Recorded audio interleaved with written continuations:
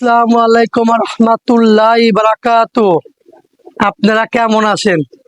আলহামদুলিল্লাহ, আমি খুব ভালো আছি আপনাদের দোয়ায়। আজকে যে বিষয় নিয়ে কথা বলার জন্য আসলাম, এখন বৃষ্টি আসতেছে, ভাদ্র মাসে 20 তারিখ পর্যন্ত বৃষ্টি আসার সম্ভাবনা আছে। বৃষ্টিতে কবুতরটি ভিজাইবেন না। আগে যারা বৃষ্টি ভিজেছেন, কবুতর ভিজা যখন কবুতর ক্রুজ খাইছে, কবুতর সিরিয়াল ভাবে পাক উঠতেছে। এখন যদি আবার নতুন করে বৃষ্টি ভিজান, কবুতর দেখা যায় আপনি উল্টা পাল্টা পাক ঝরবে। এই জিনিসটা খেয়াল রাখবেন। আর কবুতর এখন গরম ঠান্ডার কারণে কবুতর খ্যাক খ্যাক করবে।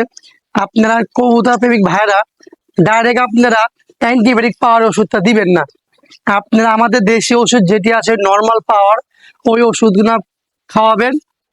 তারপর 2-3 দিন খাওয়ার পর যদি না কমে, তাহলে আপনারা অ্যান্টিবায়োটিক দিতে পারেন। ডাইরেক্ট আপনারা অ্যান্টিবায়োটিকটা দিবেন না, নর্মাল ওষুধটাই দিবেন। এইটাই হলো আজকে বিষয় হলো কথা বলার জন্য আসলাম। আর খেয়াল রাখবেন, এত কষ্টের মাঝে যদি এই ভুল হয়, তাহলে ভুলের মাসুল কিন্তু আমাদের দিতে হইব। কবুতর খেয়াল রাখতে হইব। এই বৃষ্টির দিনে কবুতরের পশু পাখি কিন্তু ঠান্ডা হলো মেন জম। এই ঠান্ডা যদি না লাগে, এই জিনিসটা আমাদের খেয়াল রাখতে হইব। আর আমাদের যে পেজটা, আপনারা বেশি বেশি লাইক দিবেন, কমেন্ট করবেন, বেশি বেশি শেয়ার করবেন। আপনারা যদি না দেন, তাহলে আপনার নতুন কোনো ভিডিও পাবেন না। আপনারা আমাদের পাশে থাকবেন, আমরা আপনাদের বেশি ভিডিও দেব। এইটাই রিজন। আসসালামু আলাইকুম রহমতুল্লাহ বারাকাতুহু।